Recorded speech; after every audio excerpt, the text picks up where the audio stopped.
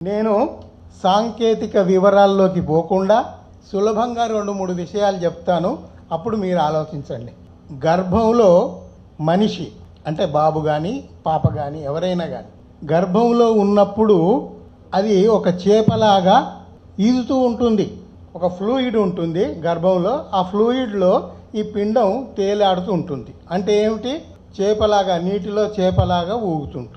ఇంకా కొన్ని రోజుల తర్వాత పరిణామంలో ఏం జరుగుతుంది అంటే ముక్కు చెవులు కొంచెం ఆకారం ఏర్పడినప్పుడు ఆ పిండానికి వెనక తోక కూడా ఉంటుంది. పుట్టినప్పుడు తోక ఉంటుందా? ఉండదు. అది లోపల నోటోకార్డ్ అంటారు, అది ఆ వెన్నుపూసలోకి వెళ్ళిపోతుంది. సరే, మామూలుగా పాప బాబు పుడతారు. ఇదంతా ఏమిటి అంటే జీవ పరిణామంలో భాగం. ఆంటోజెనీ రిపీట్స్ ఫైలోజెనీ అని ఒక పెద్ద థియరీ ఉంది. క్లుప్తంగా దాని విషయం ఏమిటి అంటే ప్రతి జీవి కూడా తనకంటే ముందున్న జాతుల యొక్క లక్షణాలను జీర్ణించుకొని అది ఏ జంతువుగా పుట్టాలో ఆ జంతువుగా పుడుతుంది.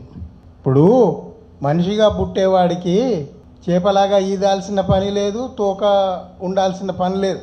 కానీ మనిషిగా పుట్టేసరికి అవి మాయమైపోతున్నాయి. చేప లక్షణాలు పోతున్నాయి, కోతిలాగా ఉండే ఆ తోక కూడా మాయమైపోతుంది, మనిషిలాగానే పుడుతున్నాడు. ఇవి ఆధారాలు. ఊరికే కామన్ మ్యాన్కు అర్థమయ్యేట్టుగా కొన్ని విషయాలు చెప్తున్నాను. పుట్టిన తర్వాత చూడండి, పిల్లలు వెన్నుపూస మీద ఇట్లా పడుకొని కాళ్ళు చేతులు ఆడిస్తారు. కొంతకాలానికి కొన్ని నెలల తర్వాత ఏమవుతుంది పరిణామం? మెల్లగా అటు ఇటు కష్టపడి పొట్ట మీద పడుకోవటం, అంటే బోర్లగిల్ల పడటం అబ్బుతుంది కదా, నేర్చుకుంటాడు. అది దేన్ని తెలియజేస్తుంది? టార్టాయిస్ ఎట్లాగైతే వెన్ను పైకి పెట్టి పొట్ట కిందికి పెట్టి నడుస్తుందో ఆ బాబు కానీ పాప కానీ అట్లాగే నడుస్తారు, పాకుతారు కదా. అంటే ఎక్కడో ఉన్న రెప్టైల్స్ యొక్క లక్షణం నీకు ఇక్కడ కనబడిందా లేదా? తర్వాత అంతకుముందు ఇంకొక లక్షణం కూడా ఉంటుంది చూడండి. పాములాగా వాళ్ళు ఇట్లా పాకుతారు. బోర్ల పడటానికి ముందే క్రాల్ చేస్తారు, ముందుకు పోవటానికి కొంచెం ప్రయత్నం చేస్తారు. సరీసృపాల్లాగా పాకటానికి ప్రయత్నం చేసి బోర్లు పడి తర్వాత నెక్స్ట్ స్టెప్ చూడండి మీరు, మెల్లగా చేతులు కాళ్ళు మోకాళ్ళ మీద చేతుల మీద పైకి లేస్తారు. అప్పుడు మీకేమనిపిస్తుంది? 4 కాళ్ళ జంతువులాగా అనిపిస్తుందా లేదా? ఆ 4 కాళ్ళ జంతువు ఏదైనా కావచ్చు, జింక కావచ్చు, పులి కావచ్చు, ఏదైనా కావచ్చు. అంటే చేప నుంచి సరీసృపాల నుంచి 4 కాళ్ళ జంతువు మ్యామెల్, ప్రిలిమినరీ మ్యామెల్. అంటే ఆ లక్షణాలు మనకు అక్కడ కనబడుతున్నాయా? కనబడి అట్లా అంబాడతారు. ఎటు? మోకాళ్ళు ఉపయోగపడతాయి, చేతులు ఉపయోగపడతాయి. 4 ముందుకు నడవటానికి లేదా పాకటానికి అంబాడటానికి ప్రయత్నం చేస్తారు. ఇదన్నీ పరిణామ దశలు. ఆ తర్వాత మెల్లగా ప్రయత్నించి 2 కాళ్ళ మీద నిలబడటానికి ప్రయత్నం చేస్తారా లేదా? అంటే ప్రిమిటివ్ మ్యామల్స్ దగ్గర నుంచి హ్యూమన్ బీయింగ్ 2 కాళ్ళ మీద నిలబడి స్వతంత్రంగా నిలబడే స్థాయికి వాడు వస్తాడు. సరే, ఇక అది మన దైనందిక జీవితంలో వాడు సరిగా నిలబడి ముందుకు పోవాలని వాడికి బండి తయారు చేయించటమో ఏదో ఒకటి చేయటమో మనం చేస్తాం. వాడి ప్రయత్నానికి ఇంకొంచెం ప్రోత్సాహం ఇవ్వటానికి మన ప్రయత్నం, పేరెంట్స్ చేస్తారు. సో ఇన్ని ఆధారాలు ఊరికే ప్రిలిమినరీ అబ్జర్వేషన్, పైన చూస్తేనే ఇన్ని ఆధారాలు కనబడుతున్నాయే. జీవ పరిణామం ఎట్లా జరిగింది, ఎప్పుడు జరిగింది నేను చూడలేదు. అరే, నీ కళ్ళ ముందుందే కనబడకపోతే ఇంకేం చేస్తాం? సృష్టి సిద్ధాంతాన్ని నమ్మితే మరి ఆ సృష్టి సిద్ధాంతానికి ఒక్క ఆధారం చూపెట్టు. ఇప్పుడు నేను 5-6 చెప్పా కదా, నువ్వు ఒక్కటి చెప్పు. మీ అందరికీ ఇంకొక మంచి ఉదాహరణ చెప్తాను. ఈ కళ్ళల్లో మీరు ఈ కనుకొలుకుల్లో ఒక ముద్దలాగా ఉంటుంది చూడండి, అది ఏంటంటే నెక్టిటేటింగ్ మెంబ్రెయిన్.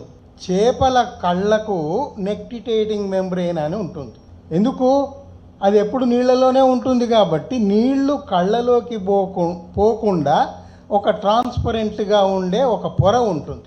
అయితే అది పరిణామ దశలో దాని అవసరం ఉండదు. అది ఎందుకు? జీవి నీళ్లలో నుంచి భూమికి వచ్చింది, భూమి మీద అనేక రకాలుగా పరిణామం చెందుతూ వచ్చింది, మనిషిగా కూడా అయిపోయాడు. కానీ నెక్టిటేటింగ్ మెంబ్రెయిన్ ఏమైంది? ఒక ముద్దలాగా ఈ కనుకొలుకుల్లో ఉండిపోయింది. అది ఒక యూజ్లెస్ ఆర్గాన్, ఉపయోగపడని అవయవము. అట్లా పరిణామ దశలో ఉపయోగపడని అవయవాలు ఇంకా మన శరీరంలో ఉన్నాయి. మీరందరూ అపెండిసైటిస్ అని విని ఉంటారు కదా. What is appendicitis? మన జీర్ణకోశం పక్కన అపెండిక్స్ అని ఒక భాగం ఉంది. అపెండిక్స్. ఆ అపెండిక్స్ ఏమిటి? అది నేరుగా ఆకులు పచ్చివి లేదా పచ్చికాయలు తిన్నప్పుడు ఆ అపెండిక్స్ పనికొస్తుంది. దాని ఉద్దేశం ఏమిటి అంటే క్లోరోఫిల్, పత్రహరితం ఏదైతే ఉందో దాన్ని జీర్ణం చేయటానికి ఈ అపెండిక్స్ అనేది ఉపయోగపడుతుంది. అది అప్పుడు మొదటి దశలో ఆకులు అలములు తిన్నప్పుడు అపెండిక్స్ ఉపయోగపడింది. తర్వాత మనిషి ఏం చేశాడు? నిప్పులో కాల్చుకొని తినటం, ఆ తర్వాత వండుకొని తినటం, ఆ తర్వాత హైదరాబాద్ బిర్యానీ దాకా వచ్చాం. మసాలాలు చేసుకొని రోజుకొక డిష్ తయారు చేసుకొని. ఇప్పుడు అసలు పత్రహరితం అనేది ఎక్కడుంది మన ఆహారంలో? పత్రహరితమే లేదు, క్లోరోఫిల్ లేనిది అపెండిక్స్ ఏం చేస్తుంది? వేస్ట్. అది వేస్ట్ ఆర్గాన్ లాగా శరీరంలో ఉండిపోయింది. అయితే ఏమవుతుందంటే కొన్ని కారణాల వల్ల ఆ ఆర్గాన్ పగిలిపోతుంది. దానికి ట్రీట్మెంట్ లేదు, ఇమ్మీడియట్గా ఆపరేషన్ థియేటర్ తీసుకుపోయి ఆ ఆర్గాన్ కట్ చేసి పంపిస్తారు. దాన్ని అపెండిసైటిస్ ఆపరేషన్ అంటారు. సో ఇది కూడా ఒక ఆధారం. జీవ పరిణామం జరిగింది, ఒకప్పుడున్న అవయవాలు ఇప్పుడు ఉన్నా కూడా అవి పనిచేయవు. రూడిమెంటరీ ఆర్గాన్స్ అంటారు. రూడిమెంటరీ అంటే ఇంకా పనికి రాకుండా మిగిలిపోయిన ఆర్గాన్స్. సో ఇట్లా జీవ పరిణామంకు మనకు ఉట్టిగా పైన చూస్తేనే ఇన్ని గట్టి ఆధారాలు కనిపిస్తుంటే జీవ పరిణామం ఎందుకు తీసేద్దాం? 6-7 ఏళ్ల కింద చెప్పాడు ఆ మంత్రి గారు. ఇంకొకటి ఇక్కడ ఆలోచించండి, బాగా చదువుకున్నవాడు ఐపీఎస్ ఆఫీసరు ఆ పలాని పార్టీలో చేరగానే మెదడు పనిచేయదా? అరే ఇప్పుడు ఈ దేశానికి ఇంకొక పెద్ద దరిద్రం అండి. చదువుకోని వాళ్ళు అమాయకులు ఉంటారు, వాళ్ళకు విషయాలు తెలియవు, వాళ్ళని పక్కన పెడదాం. మరి అన్నీ చదువుకొని అంత విజ్ఞానం ఆర్జించిన తర్వాత కూడా మూఢనమ్మకాలలో మునగటం సబబా? మీరు దయచేసి ఆలోచించండి. పక్కనే ఉంది కదా ఇస్రో డైరెక్టర్లందరూ ఆ రాకెట్ మోడల్ తీసుకుపోయి మాంకాలమ్మ దగ్గరికి నూకాలమ్మ దగ్గరికి మోడల్ పెట్టి లేదా తిరుపతికి పోయి అవసరమా? ఇదేనా సైంటిఫిక్ టెంపర్? ఆధునిక భారతంలో వైజ్ఞానిక స్పృహ ఇదేనా?